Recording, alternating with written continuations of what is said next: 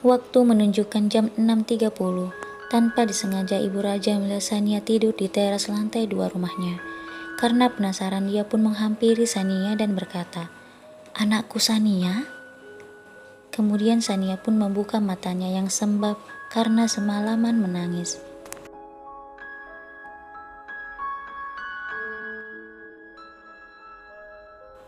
Melihat Sania seperti itu, Ibu Raja kembali berkata, "Sania sayang, ada apa? Kenapa kamu tidur di sini?" Sania kemudian menangis dan memeluk ibu mertuanya. Ibu Raja semakin bingung. Lalu dia kembali bertanya, "Ada apa, Sania? Kenapa kamu menangis, Nak?"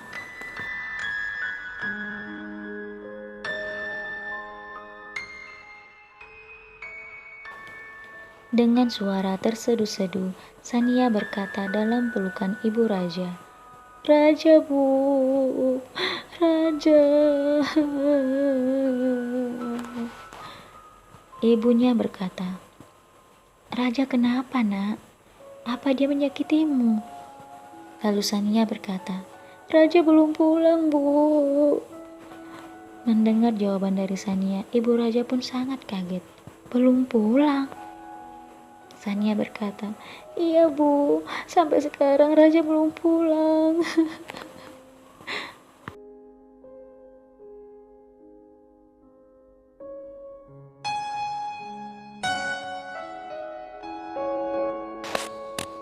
Ibu Raja lalu berkata dengan sangat cemas, "Dari semalam, Raja belum pulang." Sania meyakinkan ibu mertuanya, "Iya, Ibu, dari semalam Raja belum pulang. Aku sangat khawatir terjadi sesuatu padanya, Bu."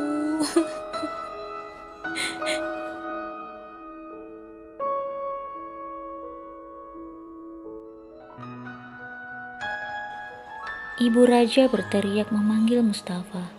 "Mustafa! Mustafa!" Sania berkata, "Mustafa tidak ada, Bu." Ibu Raja semakin kaget. "Jadi, Mustafa juga tidak ada?" Lalu Sania berkata, "Bukan begitu, Bu. Karena Raja belum pulang semalam, jam 3 Mustafa pergi mencari Raja, Bu."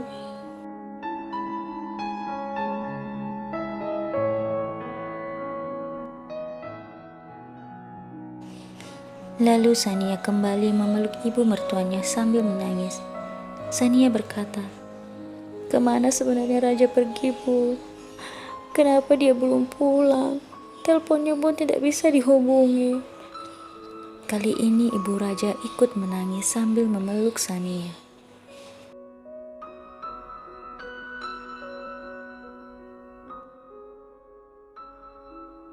Tidak lama kemudian, kedua adik raja datang menghampiri mereka. "Ada apa, Bu? Kenapa Ibu berteriak memanggil Mustafa?"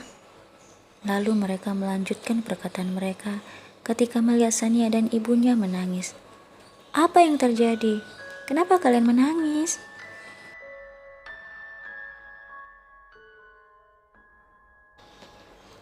Setelah mendapat penjelasan dari ibunya, mereka berdua pun ikut menangis mengkhawatirkan keadaan kakak mereka, Raja. Lalu ibunya berkata sambil menangis, "Coba telepon Mustafa, tanyakan sekarang dia ada di mana. Apakah dia sudah menemukan Raja?"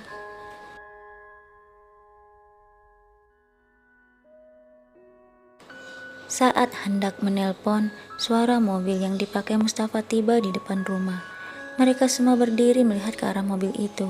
Kemudian mereka semua berlari turun dan menuju teras rumah. Tidak lama setelah memarkir mobil, Mustafa keluar dengan wajah sedih.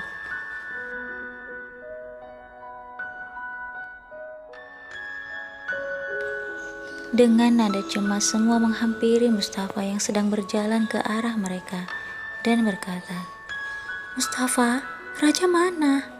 Apa kamu menemukannya? Di mana dia? Katakan sesuatu, Mustafa. Katakan sesuatu." Raja menarik nafas panjang dan berusaha mengajak mereka masuk kembali ke dalam rumah.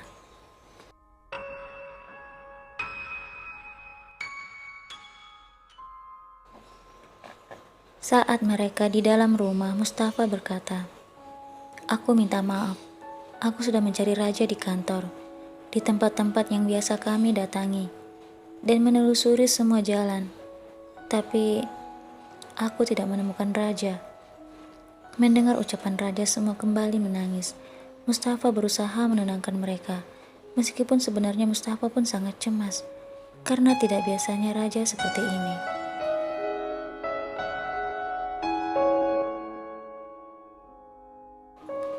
Di rumahnya Nadia baru saja mandi.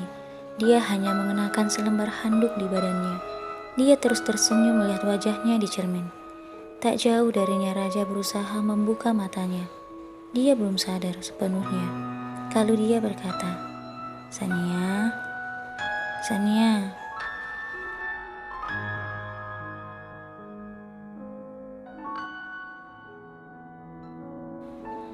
Nadia pun duduk memeluknya dan berkata, "Di sini tidak ada Sania, sayang. Di sini hanya ada kita berdua." Mendengar ucapan Nadia, raja baru sadar. Dia tidak berada di rumahnya. Dia melihat seluruh ruangan itu. Dia juga melihat dirinya dengan hanya selembar kain.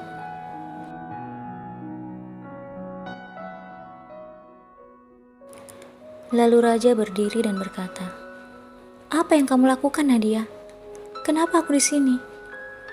Nadia tersenyum lalu berkata, "Sepertinya semalam kamu kelelahan, sayang. Tiba-tiba saja kamu jatuh. Aku hanya membantumu membuka bajumu dan menemanimu tidur. Itu saja."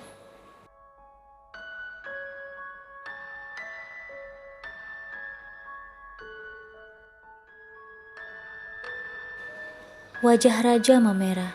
Dia berteriak kepada Nadia, "Tidak, kamu pasti berbohong. Apa yang kamu lakukan?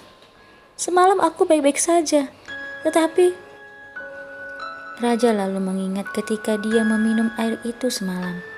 Dia kembali berteriak, "Ah, dasar perempuan licik. Tega sekali kamu melakukan ini. Kamu melakukan semua cara ini hanya untuk mendapatkan keinginanmu."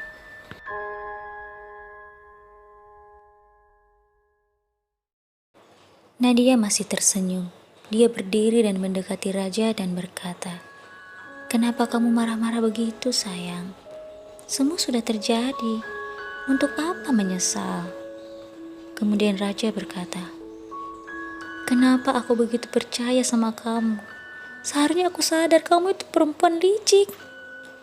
Jangan-jangan kamu juga sengaja jatuh di depan mobilku. Seakan-akan aku menabrakmu." Nadia tersenyum, menaikkan alisnya dan berkata, "Hmm."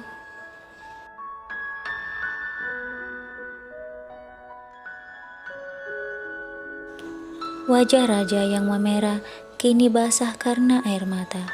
Lalu dia hendak menampar Nadia, namun dengan cepat Nadia berkata, "Ups, tunggu dulu." Nadia mengambil handphone miliknya dan memperlihatkan video mereka berdua. Raja semakin kaget dan marah. Dia mendorong Nadia dan berusaha mencekiknya lalu berkata, "Dasar perempuan tidak tahu malu. Dasar perempuan licik. Teganya kamu melakukan itu."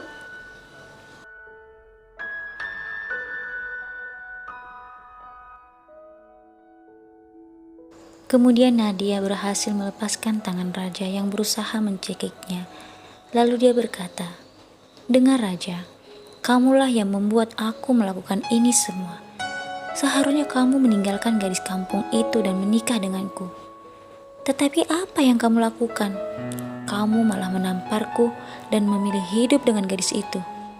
Dan ini adalah balasan dariku."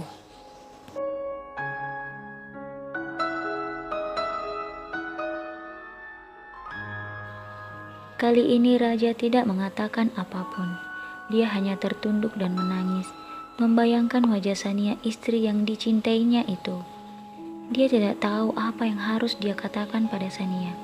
Dia tidak tahu apa yang harus dia lakukan. Wajahnya yang merah penuh dengan air mata.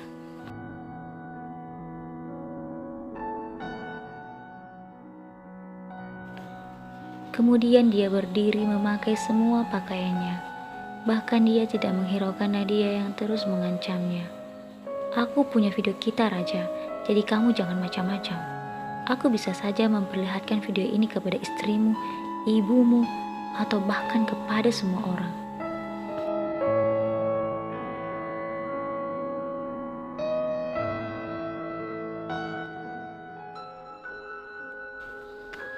Setelah semua dia pakai, Raja melihat Nadia dan mendekatinya. Kamu benar-benar menunjukkan siapa dirimu yang sebenarnya. Mungkin rumah tanggaku akan hancur karena perbuatanmu, tapi hidupmu akan lebih hancur selamanya karena perbuatanmu sendiri. Lalu dia berpaling dan melangkah pergi. Meski Nadia terus memanggilnya, namun Raja tetap melangkah pergi.